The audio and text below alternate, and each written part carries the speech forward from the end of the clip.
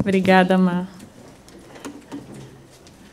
Para mim é um orgulho realmente pensar na minha passagem por Salvador, porque literalmente foi uma forma de começar a salvar a minha dor. Foi uma experiência maravilhosa. Um dia a gente troca isso. Bom dia a todos vocês, bom dia aos internautas. O objetivo do tema dor versus sofrimento é a gente poder meditar um pouco do que isso representa. Tenho certeza que na vida de várias pessoas que aqui se encontram já devem ter entrado em contato com a dor, porque faz parte, né? Mas para que a gente possa meditar de como vivenciá-la, né?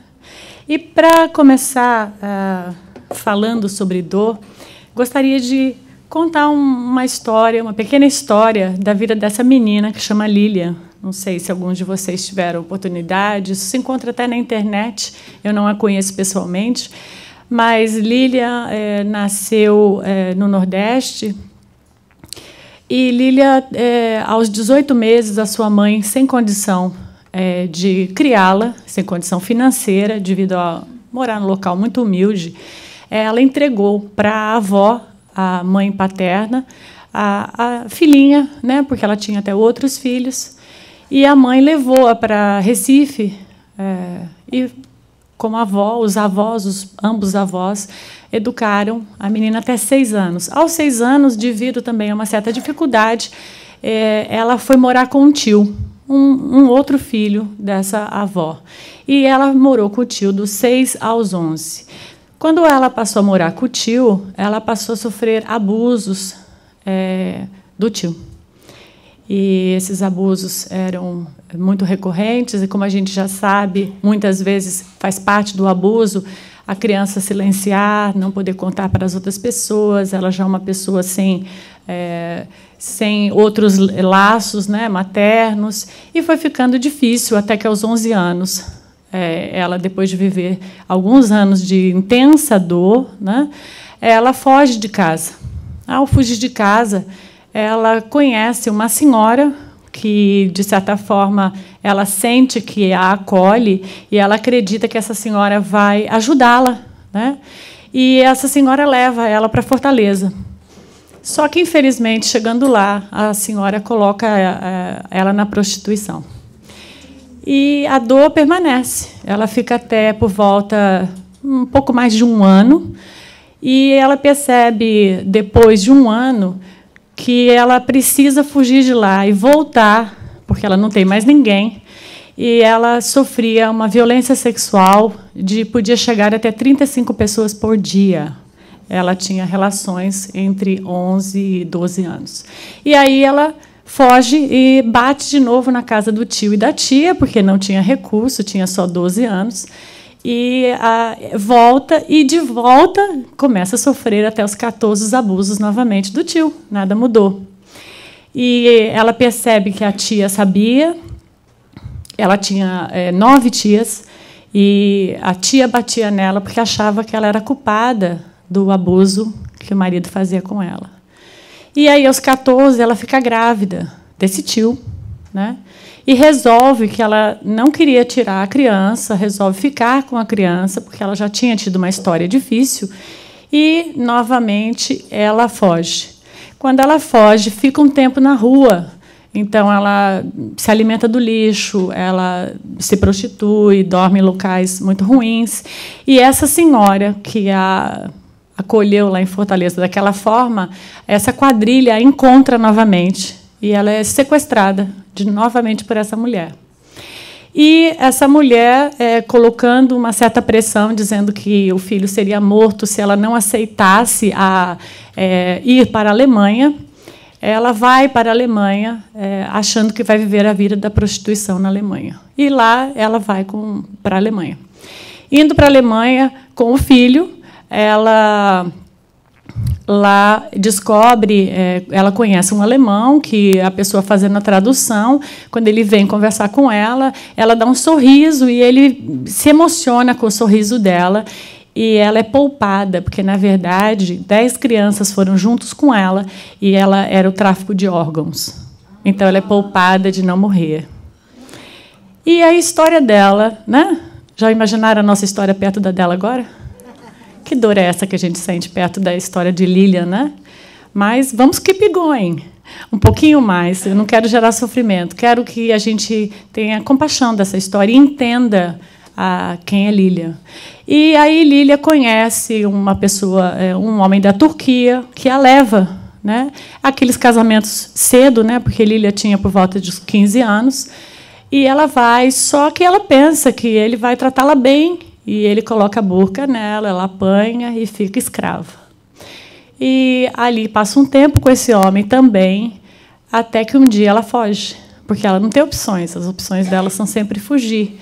E quando ela foge, através de uma amiga, essa amiga tenta ajudá-la, porque soube de um homem na Itália que, se você mandasse o currículo para ele por e-mail, ele ajudava pessoas. Então, ela coloca a Lilian em contato com esse homem, ela escreve lá, não sei nem de que forma ela fez esse currículo, ela escreve lá o que ela sabia fazer, e ela manda o e-mail. Só que, por um equívoco de e-mail errado, ela digita errado, e esse e-mail vai para um outro homem. Quando esse homem italiano, que fica em Turim, recebe o e-mail, ele diz, olha, você mandou e-mail errado, eu não forneço emprego, não é comigo, né?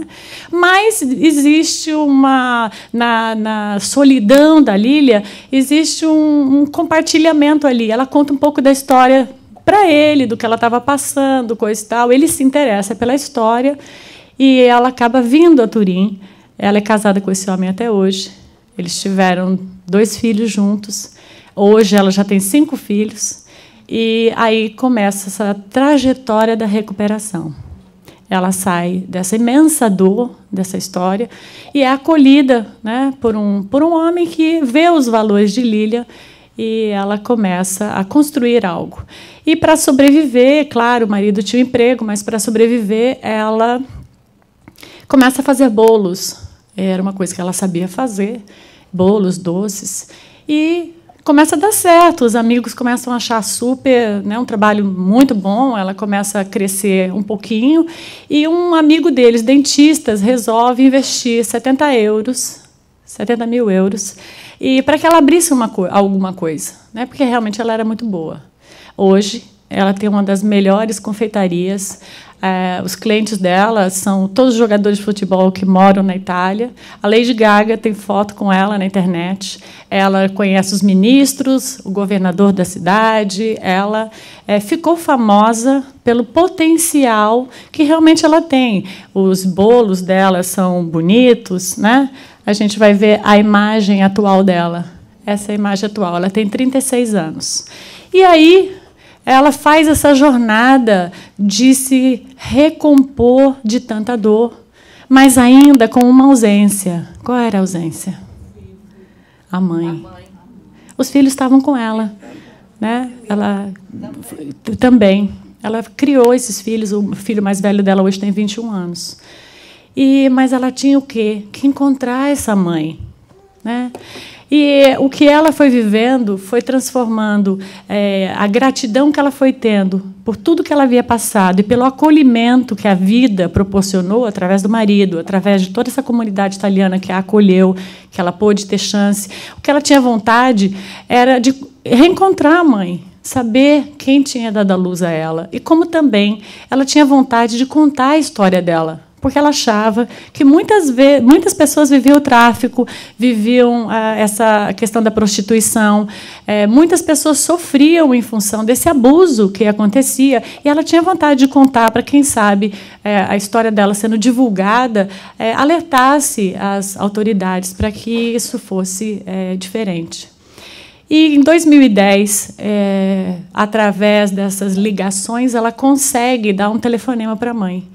E a mãe nem imaginava, não sabia nada da história dela, né? Ela havia fugido da casa dos avós, nunca mais a mãe teve contato, ela não tinha noção do que ela havia passado. E ali no telefone ela não achou justo contar essa história. E ficou aquele telefonema com aquele desejo de um dia poder encontrar essa família. Mas, como eles eram em 5, mais o marido 6, 7 com ela, ela queria fazer essa viagem ao Brasil, se todos pudessem ir. Então, tiveram que aguardar um tempo. Com o passar do tempo, a história dela sendo mais divulgada, uma pessoa de um programa, esses programas que fazem reencontros de pessoas, né, resolveu contar a história dela. Então, pôde promover de todos irem a Queimados, que é o local onde a mãe dela reside, né, um local muito pobre, onde a mãe dela ainda reside, e ela vai fazer essa visita. É bem interessante, porque na internet tem o vídeo dela, que eu só resolvi colocar a foto. Esse é o reencontro dela com a mãe. Então, neste momento, ela divide com as pessoas, dizendo: só cheguei onde cheguei porque eu tinha curiosidade de ser feliz. Passei uma vida sem saber o que era isso. Eu lutei até conseguir. A mágoa, com o passar do tempo, deu lugar à compreensão. E da compreensão, à compaixão.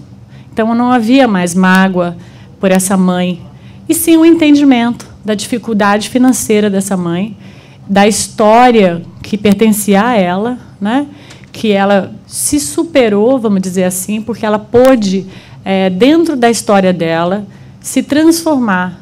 Hoje, ela, todos os domingos, distribui os bolos, os pães que ela faz nessa doceria dela para os pobres, porque tem várias passagens dela, ela elucidando como ela tem noção da fome, do que representa a fome.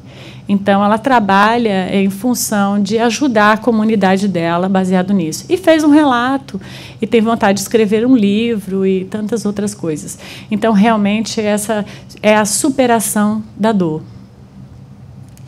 Então, nesse começo, eu pensei que seria interessante a gente entender o que a Wikipédia tem a dizer para a gente do que representa a dor. A dor é uma sensação desagradável que varia desde desconforto leve a excruciante associada a um processo destrutivo atual ou potencial dos tecidos que se expressa através de uma reação orgânica ou emocional.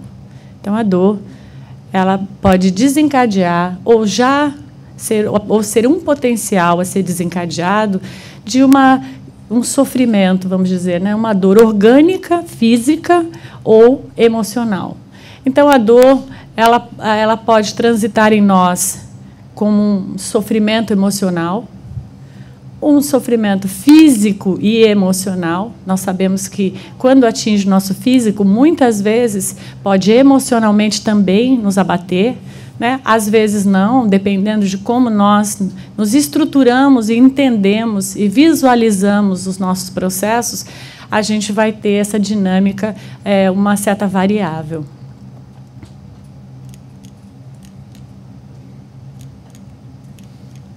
Vamos lá. Igual, acho que eu preciso que você me ajude a passar, que aqui eu não estou conseguindo. Por favor. Obrigada.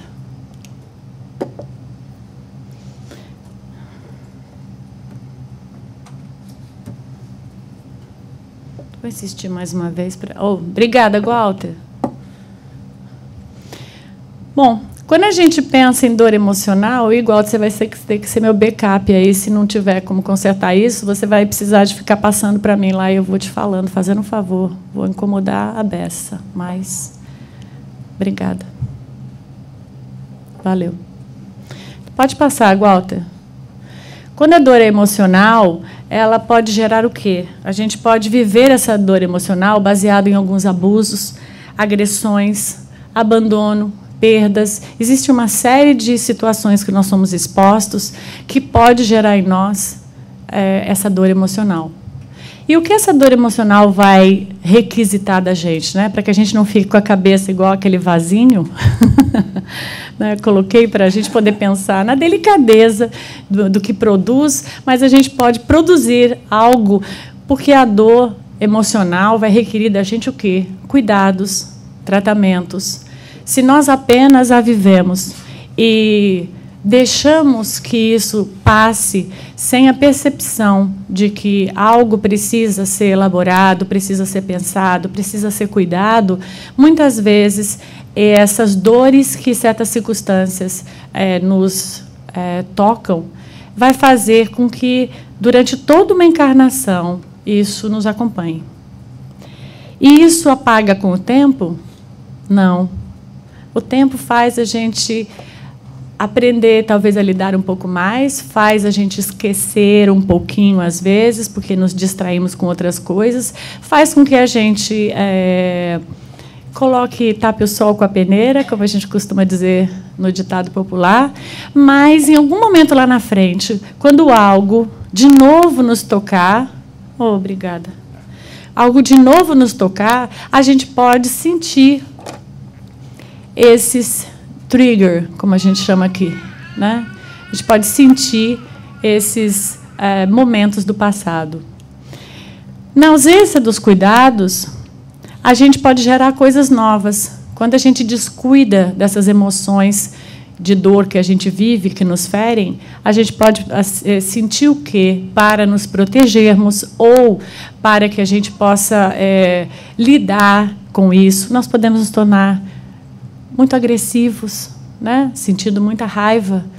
A gente até fala assim, mas o que você tem? Raiva do mundo? Às vezes a gente não sabe como lidar com aquela sensação que a gente passou e a gente tem raiva de todos, de tudo, porque ninguém me salvou, porque eu era uma criança, porque ninguém me ajudou. Então, nós ficamos com várias sensações internas que podem gerar mágoas, nós entristecemos, né? Alguns de nós optamos, não é uma opção consciente, mas nos magoamos e vamos ficando pessoas tristes, não conseguimos mais encontrar na vida o sabor de ser vivido, não achamos mais graça nas coisas, né?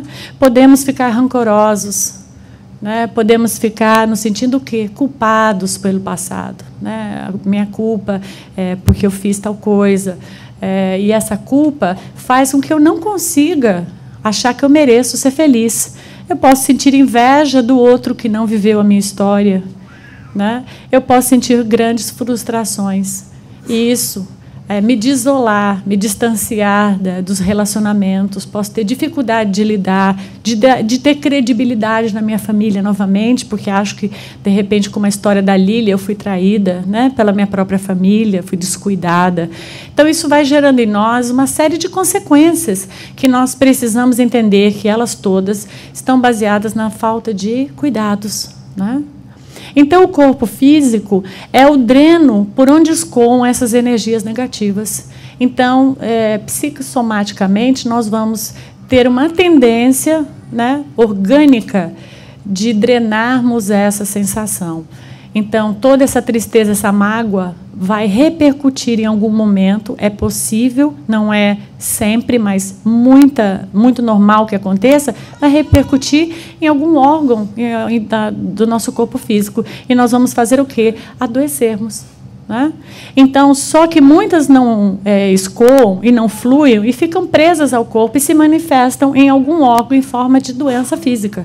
Então, daí vem as doenças. As doenças são provenientes do desequilíbrio do nosso perispírito, porque ela inicia no nosso perispírito, através das emoções que nós não digerimos, né? Então, a grande maioria, vai dizer Emmanuel no livro Leis do Amor, das doenças, ela tem a sua causa profunda nessa estrutura que a gente pode chamar de semi-espiritual, pode chamar de corpo espiritual, de perispírito, que a gente pode estar o tempo todo sentindo certas doenças, como no nosso dia a dia, recorrentes, que vão e voltam, baseado a uma série de agrupamentos emocionais que a gente nunca lidou. Então, por que existe a dor, né? A gente contou a história da Lília, a gente falou um pouco, descortinou um pouco do que representa a dor, mas a pergunta seria, por que existe a dor? Qual o motivo de existir a dor, né? Então, o Espiritismo vai trazer para a gente que a dor é uma lei de equilíbrio e educação como agente de desenvolvimento. Isso está no livro de Leon Denis, O Problema do Ser e do Destino.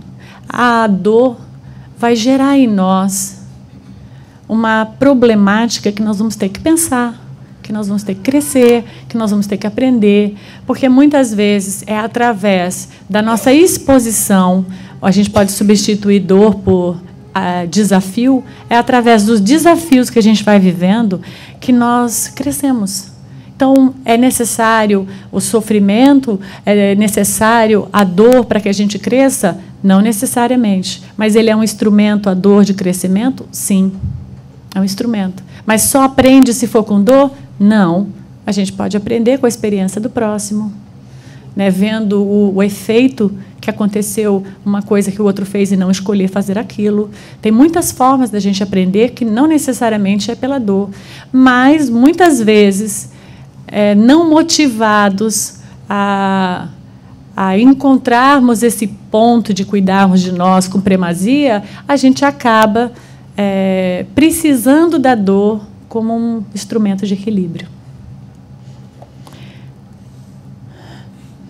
No mesmo livro, Leon Denis vai continuar dizendo da necessidade da dor física, é mais consequentemente um aviso da natureza que procura nos preservar dos excessos. Sem ela, abusaríamos a ponto de nos destruir antes da hora.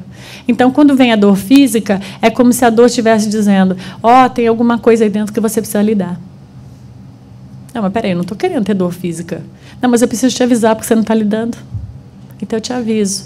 Porque, claro, quando vem a dor, a gente faz o quê? Procura o médico, procura a casa espírita, a gente vai meditar, a gente vai mudar a alimentação, a gente vai cercar o que a gente estiver vivendo, né, na necessidade da doença, para melhorar a nossa qualidade. A gente vai voltar a fazer exercício, a gente vai perder peso, a gente vai agregar tudo que a gente sabe que é bom para que a gente fique bem. Então, às vezes, esse aviso, ele é ouvido, mas às vezes ele não é. Às vezes a gente fica sentindo, corre, toma um comprimido, e acha que o comprimido é mágico, né? E vai fazer a magia de mudar tudo dentro de você. E o comprimido é paliativo. Ele é recomendável, ele faz parte do tratamento, como algo medicamentoso, mas ele não é a solução. A gente sabe que a pílula para emagrecer, ela pode até emagrecer, mas se depois você não modificar a sua forma de se alimentar, você vai engordar outra vez. Faz parte. Então, a gente sabe que aquilo que não temos continuidade, né, a gente pode tomar um remédio para enxaqueca, mas a gente sabe que se a gente não for rever a qualidade de vida que a gente vive, que está promovendo a enxaqueca, mudar a alimentação, mudar o estresse, a qualidade, a gente vai sentir enxaqueca semana que vem, e amanhã talvez de novo, né? Então, as doenças, elas são esse processo de recorrência. E a gente, quando fica doente, a primeira coisa que é normal, não acho que são todos, acho que muitas pessoas já são conscientes disso, mas muitas pessoas fazem o quê? Corre e toma comprimido.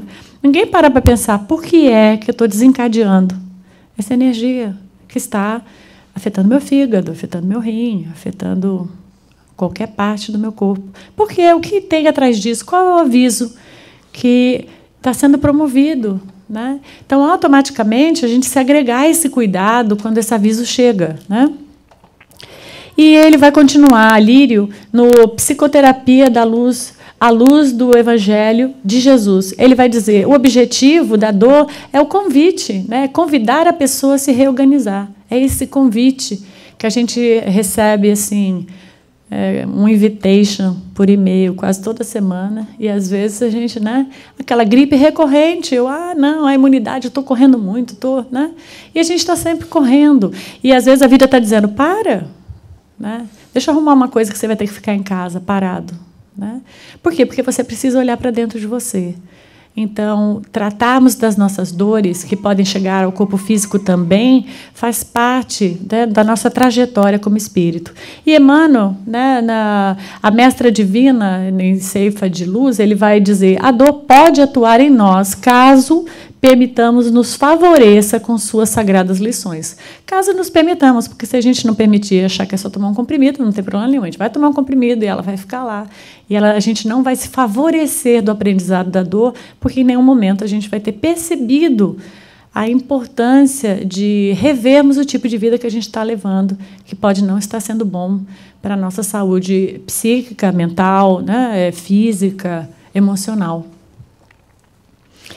E Emmanuel continua, a dor é aviso santificante, informando-nos de que algo está errado conosco, seja essa dor de natureza física ou emocional. Não importa.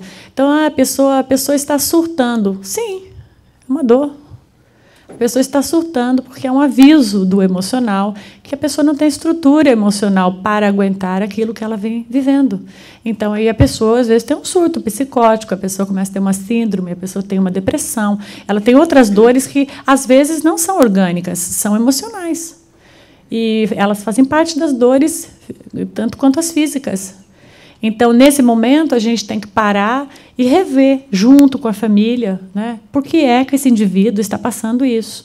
O que está acontecendo? Né, o que tipo de situação, que tipo de tratamento. Né? Então, é muito necessário que a gente não coloque as doenças e as situações que a gente vive numa caixinha. Porque, na verdade, cada indivíduo vai vivenciar aquela situação de uma forma única, porque é a sua experiência emergindo. Não é a experiência do outro do lado. Ah, não, mas ele tomou isso. Ah, não, mas ele fez isso. A gente pode estar acoplando experiências alheias, mas nem sempre elas vão gerar o impacto em mim que geraram no outro. Às vezes o outro faz um negócio que resolve em 24 horas. Aí a gente fica frustrado. Poxa, mas eu tomei também. Não aconteceu nada para mim. Né? Então, às vezes, nós precisamos sair dessa caixinha do que a gente qualifica como humano e perceber a nossa necessidade individual dentro de cada tratamento. Então, isso é como se fosse uma jornada nova, uma descoberta que a gente vai ter que fazer para como nós vamos voltar a funcionar bem. E, claro, a gente vai precisar de agregar a família, de agregar pessoas que vão nos ajudar a fazer essa jornada. Né? E André Luiz vai fechar no mundo maior dizendo: sentir a dor é obrigatório, revoltar-se com ela é opcional. Então, obrigatório em que sentido? Porque quando a gente sente a dor, não tem como falar: dor, tchau, não estou gostando. A gente pode até dar uma, né? Tentar não dar reforço para ela não ganhar terreno. Mas não dá para a gente deletar. Né? A gente vai precisar de acolher. Né? E o opcional é o acolhimento. Eu vou fazer o acolhimento ou vou me revoltar e vou começar a sofrer. Né? E aí a gente entra. O que é o sofrimento? Né? Qual é a diferença? Né? Por que eu coloquei versos e não coloquei dor e sofrimento? Dor e ou sofrimento? Né? Porque, exatamente como a frase de André Luiz nos provocou antes, muitas vezes a dor ela é uma experiência que a gente vai vivenciar e a gente não tem como deletar. Mas o sofrimento ele é opcional. Como eu vou viver a dor é opcional. Então, o sofrimento é o como. Então, se a gente voltar lá na Wikipédia, ela vai dizer: sofrimento é qualquer experiência aversiva e sua emoção negativa correspondente. Então, sofrimento é aquilo que é a experiência que eu não estou gostando, que eu não aceito, que eu acho que está errado, endereço errado, porque Deus mandou para mim, eu não merecia. Né? Então, a não compreensão. E o Espiritismo vai dizer: o sofrimento é o apego à dor, pela dificuldade de atuar na sua superação. Porque, às vezes, parece incrível o que eu vou dizer, por favor, não me linchem.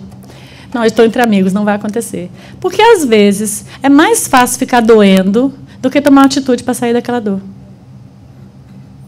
Então, a gente fica sofrendo, a gente reclama, a gente não acha que merece, a gente fica chateado, a gente fica agressivo, a gente se revolta, a gente terceiriza a culpa. Vamos achar um culpado, né? Eu estou vivendo isso porque meu pai não me deu isso, eu estou vivendo isso porque eu fui... E aí eu vou terceirizando. Mas, às vezes, tudo que a vida está dizendo é: move on. E a gente o quê? Não. Nessa dor aqui que eu estou sentindo, nessas reclamações que eu faço, eu tenho um certo ganho. Né? Eu vou me vitimizar. Né? E eu fico preso. Então, a dor, a gente pode vivenciá-la como um apego. Eu posso me apegar à dor. Então, vamos ver. O que ela pode gerar, esse apego? A gente se autopunir. Eu adoro essa foto. Não é fantástica essa foto? O que a gente faz quando a gente se autopune? Isso. Eu não sei o nome dele porque não tem. A gente pode botar um nome para ele. Eu faço isso.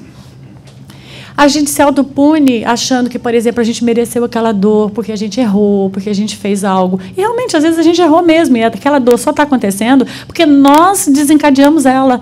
Nós criamos aquela confusão, nós brigamos, nós não trabalhamos direito, perdemos o emprego. Às vezes, é nós mesmos que criamos. E, outras vezes, quando a gente não lembra que foi nós, pode ser de outra encarnação e foi nós também.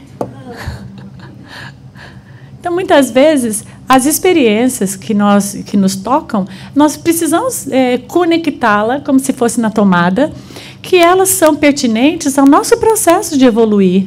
Então, que às vezes elas são necessárias. E às vezes elas são respostas de escolhas que a gente fez. Se eu escolhi que eu ia chegar atrasada todo dia, quando eu fui despedido e fiquei chateada que eu fui despedida, eu vou ter que viver a consequência daquela dor. A dor de não ter dinheiro para pagar aluguel, né? Aquela dor lá que eu não estou gostando. Mas eu tenho que saber que, às vezes, ela é uma consequência das escolhas que eu fiz. Outro processo que a gente vai se vitimizar. Às vezes a gente faz isso. Coitada de mim, eu não merecia. Você viu como ela me tratou, você viu o que ele fez, você viu que eu fui abandonado. E a gente fica com aquele abandono forever. Olha a Lília. Ela podia se sentir eternamente abandonada e não fazer nada. E olha que, pelo amor de Deus, né? Ela foi trocando de mão, né? Agora apareceu a solução e não era. Agora apareceu a solução e não era. Agora apareceu a solução e não era. Até que, em algum momento, pelo ato de confiança, de preservação, ela se encontra no caminho dela. Então, às vezes, a gente hold, né? A gente segura a dor, a gente se apega à dor nessa posição de vítima. Porque alguém vai buscar e levar a gente, porque a gente é coitadinho, porque aconteceu, então tem o ganho, que todo mundo tem pena de nós. A gente faz isso às vezes, né? Então, a gente precisa ter essa percepção. Será que eu estou apegada à minha dor? Às vezes, a gente quer se vingar. Porque o único jeito que a gente acha que a gente pode se sentir melhor é se a gente causar no outro a mesma dor que o outro causou na gente. Então, ele fez isso, ele vai receber isso de volta. E aí a gente vai e aplica a injeção de Moisés. Caramba, mas a injeção de Moisés não cabe mais. Isso foi Moisés, num tempo lá de olho por olho, dente por dente. Aquilo foi muito válido naquele momento que a humanidade se encontrava com aquele tipo de evolução. Mas aí nós tivemos Jesus, que veio depois e apresentou um Deus misericordioso, um Deus amoroso, né? Um Deus que nos acolhe, que nos entende. Então, a gente não precisa mais aplicar o vingar-se, né, e tentar fazer esse papel de Deus. Bom, como ele está feliz, Deus não fez nada, eu vou fazer. Por quê? Porque o outro não merece? Olha, talvez ele até merecesse, se fosse pensar. Mas por que eu não mereço? Eu não mereço ficar envolvida num tipo de dor que não vai me fazer melhorar. Porque enquanto a gente vai buscar se vingar do outro, a gente está envolvida nessa vingança. Nós estamos envolvidas nesse tipo de energia. Nós estamos envolvidas no tipo de pensamento que está passando por nós para ser emitido. A gente está envolvido nessa história e não deixa a história passar. Porque quando a gente mantém o outro no nosso mental, nós não conseguimos tornar isso passado. Nós tornamos essa visão sempre presente. Porque toda vez que eu lembro hoje o que aconteceu comigo há 10 anos, eu, de novo, existe uma palavra interessante. A gente rumina. Sabe o que é ruminar? Nós ruminamos, né? Trazemos de volta algo que tem um lugar no passado. Então, ficando presa na falta do outro e perdendo de vista o grande aprendizado que nos oferece a experiência. Porque a gente fica presa no eu não merecia. Mas foi o outro que cometeu o erro. Foi o outro que me abandonou. Foi o outro que me traiu. Foi o outro que não foi sincero comigo. Foi o outro que não foi honesto comigo e me roubou. Foi o outro. Porque eu estou presa no ato do outro. Foi o outro que errou. Quando eu pego isso para mim, eu fico atrelada a esse outro. E fico atrelada ao erro que o outro cometeu. Então, acho que a primeira coisa, quando a gente vive a experiência de alguém tomar uma atitude dessa com a gente, eu acho que a primeira coisa seria: esse ato pertence ao outro, não fui eu que fiz. Número 1. Número 2, o que eu posso aprender com isso? Aí sim. O que eu posso aprender quando eu vejo o outro, né, que eu atraí de alguma forma para o meu ambiente, né, ou como meu amigo, ou como meu patrão, ou minha família? O que eu posso aprender vendo o outro agir dessa forma? Né? Talvez quando a gente vive a traição, ela é tão dolorosa que o que a gente pode aprender é realmente daqui para frente nunca mais trair ninguém. Porque é muito duro sentir isso. Quando a gente se vê lesado pelo outro, que o outro nos rouba, ou algum valor financeiro, ou rouba uma ideia, né, e vai lá e vai patentear a ideia, e aí a gente se vê lesado, o que eu posso aprender com o outro é nunca lesar ninguém mais. Se até então eu vinha fazendo alguma coisa que lesava o outro, ainda que fosse pouquinho, o troquinho que eu não dei, a vantagem que eu levei, o imposto que eu estou sonegando, coisinhas que a gente julga que é pequeno. Né? Assim, uma balinha que veio a mais porque a moça se enganou, né? Alguma coisinha, botou 2 na sacola em vez de 1 e a gente, ai, me dei bem, né? Sim, mas de repente a moça pagou. Vai faltar no caixa, ela pode ser despedida por isso, né? Então, eu me lembro de uma passagem que a gente viveu bem interessante. Minha mãe foi comprar um anel aqui na Las Olas, e um anel bijuteria, mas compramos numa daquelas lojas da Las Olas. E eu amei o anel, achei ele lindo. E fiquei com muita vontade de comprar um também. Mas eu pensei, nossa, quando vem visita, se você vai no ritmo da visita, a gente está quebrado, né? Porque a visita junta o dinheirinho dela, vem aqui para viver o momento dela. Mas se você que ficar levando for gastando igual, você, né, tem um problema no final da visita, né? Ainda mais são várias, aí você tem um problema mesmo. Então eu só olhei, achei bacana e ficou por isso mesmo. Botei no meu dedo, eu já me imaginei com o anel, mas passou. Quando nós chegamos um pouco mais para frente, andando, porque íamos almoçar, meu padrasto disse, a moça me deu o troco errado. Eu disse, foi. Ele falou, daí realmente ela tinha dado $60 a mais num troco que ela... E o anel custava isso, custava acho que 60 ou $80. E eu falei, vamos voltar lá. Meu padrasto viu, voltamos. Quando nós voltamos, e eu falei para a mulher, olha, a gente voltou porque o troco está errado. Aí ela disse, não, eu dei o troco certo. Ela ficou na defensiva achando que ela devia dinheiro para nós. E ela foi, não, eu dei o troco certo, estava certo, não sei o quê. Eu falei, não, tá tudo bem, é que você deu a mais. Aí ela fez assim, ela me abraçou na hora, porque como eu estava traduzindo, na verdade o ato foi do meu padrasto, mas eu estava traduzindo, ela me abraçou assim tremendamente e fez muito obrigada, é tão difícil ver gente voltar aqui por isso, não sei o quê. Foi lá dentro e falou, espera um minutinho, porque aí ela tinha que dar um troco de $10, porque meu padrasto tinha dado uma nota, né? E voltou, quando ela voltou, ela trouxe meu anel. Ela falou, eu quero te dar o anel, porque ela tinha visto que eu tinha apreciado junto com minha mãe. Ela falou, eu quero te dar, pelo ato do que vocês fizeram. Eu falei, não, mas não foi eu, foi ele. Aí ela falou, não, mas aí eu falei, bom, tudo bem, ele não vai querer usar o anel, né? Eu posso ficar com o anel. Aí meu padrasto, está tudo bem. Mas eu fiquei pensando no quê? Qual o problema? Meu padrasto ia embora, nunca mais a mulher ia vê-lo, não tinha o nome dele, não foi pago com o cartão, nada que nos prendesse. Talvez ela só sentisse falta na hora do caixa e nem ia imaginar que era a gente para poder mandar umas energias ainda, não tinha nem cara as energias. Não é. A energia está dentro de nós. Então, quando nós escolhemos as coisas, é como a vida também depois vai repercutir em nós, as nossas escolhas, né? Então, se a gente quer não ser lesado, a gente precisa pensar nos pequenos pormenores e também não lesar. Ah, não, mas é a Conquest. Sim. Ah, não, mas é o Costco. Eles têm um monte de coisa, eles são enormes. Quem é o Costco? São pessoas que estão atrás do supermercado ou da loja. Só porque tem um monte de coisa na vitrine não quer dizer que não tem dono, né? E, às vezes, a gente minimiza isso. Então, é bem interessante que a gente se coloque. Não se preocupe com a posição do outro, porque o que o outro escolheu fazer de errado, a gente pode dizer, que pena, porque ele tinha minha amizade e agora a gente se distanciou por isso. Que pena que ele perdeu a chance da gente poder ficar trocar tanta coisa boa que a gente tinha para trocar pela escolha que ele fez. Mas eu não posso me agarrar naquilo. Eu posso, mas eu não devo, né? Então, por que sofremos? Porque muitas vezes resistimos, nos rebelamos contra aquilo que acontece. Ah, eu não aceito. Né? Às vezes acontece um certo atendimento e a pessoa vem e diz assim, olha, eu não aceito que meu marido me deixou. Ele foi embora, não foi justo. Tá bom. Sim, mas o que a gente vai fazer com isso? Porque não importa se você não aceita. Ele já deixou. Então, essa parte aí já passou. Agora como é que você vai atuar, como que você vai viver essa separação. Então, como é que a gente vai construir essa separação? Como é que ela vai poder ser digerida? Como é que você vai se rever nisso tudo, etc. Mas, às vezes, a gente se rebela e acha que o outro não tem direito. O outro tem. Não, mas é muita maldade. Sim, mas o outro tem direito de fazer maldade. Ele está exercendo o livre-arbítrio dele.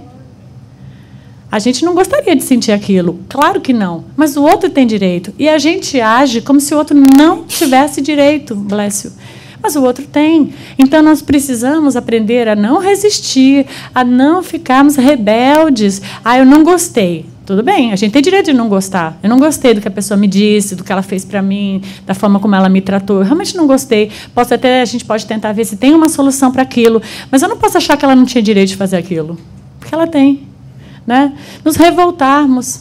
Às vezes a gente fica preso na revolta. Aquelas revoltas sem causa. Você encontra a pessoa 1 ano depois, ela está falando a mesma coisa.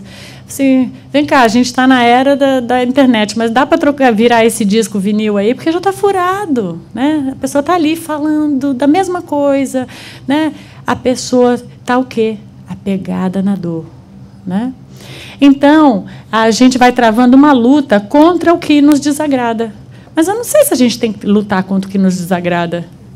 Acho que a gente tem que acolher, porque não tem outra opção. Ou a gente faz uma dessas aí de cima, ou a gente acolhe e começa a entender que, da mesma forma que o outro comete uma falta com a gente, numa outra coisa, comete uma falta com o outro. Numa outra coisa. Talvez a gente nunca não vá tirar nada que pertence ao outro, porque isso pode ser uma coisa bem resolvida dentro de nós, mas a gente pode ser agressivo na forma de falar, a gente pode julgar o outro. A gente pode fazer outras coisas. Só que a gente perde de vista que essa mão é uma via dupla. Tanto o outro nos atinge de alguma forma, como nós também atingimos o outro de alguma forma. Então, quando a gente é atingido, a gente só sente que não é justo. Mas, quando a gente atinge o outro, a gente fala, foi sem querer. Bobagem, vai, ele está levantando a sério. Eu só falei uma coisinha, coisa boba. A gente fala até no diminutivo. Né? Que nada a ver. Vai me dizer que ele não gostou. Eu estava brincando.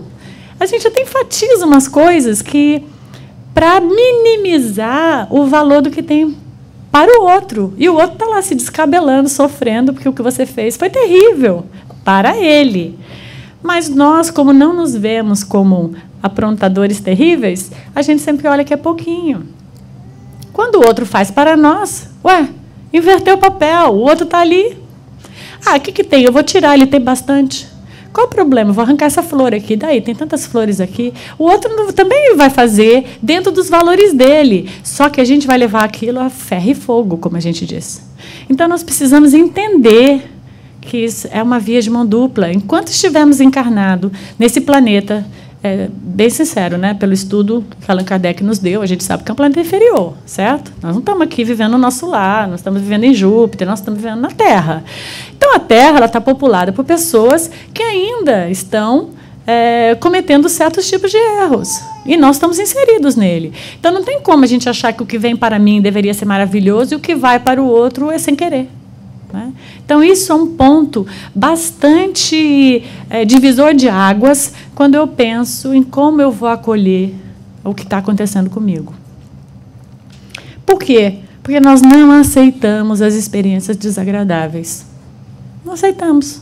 Só não quero isso. Às vezes não tem escolha. Não, mas minha mãe morreu, eu não aceito. Ou, meu Deus, eu vou morar por ela, mas ela morreu. A gente nunca vai dizer assim. Mas é uma verdade. Ela realmente morreu. E a gente está ali, eu não aceito, não aceito, não aceito. Como é eu não aceitar que uma pessoa morreu se ela morreu? Então, claro que eu posso ter um grieving, claro que eu posso ter um momento do meu luto, claro que eu posso ter um momento para me recompor, mas nós precisamos de, primeira, aceitarmos. Eu acho que isso nos favoreceria extremamente. É o que o Espiritismo vem dizer para nós. Vamos olhar como espírito imortais as situações. Vamos ver, como a gente estava dizendo hoje na aula, a big picture daquilo que está acontecendo. Não vamos apenas olhar aquele ponto. Vamos olhar o grande aprendizado que aquelas situações podem trazer para a vida da Lília, por exemplo. Ou todas as dores que nós todos aqui vivemos podem ter trazido como experiência para essa nossa encarnação. Que tenho certeza que vários de vocês também viveram dores profundas, E vários de vocês devem ter aprendido muita coisa com as suas dores, como eu também aprendi e vivenciei as minhas, né? Então, aceitar, às vezes eu penso que está um pouco ligado a essa questão da gente ter dificuldade de entender que a gente não veio só para ser feliz. A gente também veio para ser desafiado a experiências para promover o crescimento. A felicidade, ela não está apenas linkada a estar vivo. Então, a gente veio, todo mundo tem que ser feliz. Quando eu não sou, eu me rebelo e não aceito. Não, quando está tudo tranquilo, vamos agradecer. E quando vem a tempestade, vamos agradecer. Porque é a melhor opção agradecer, né?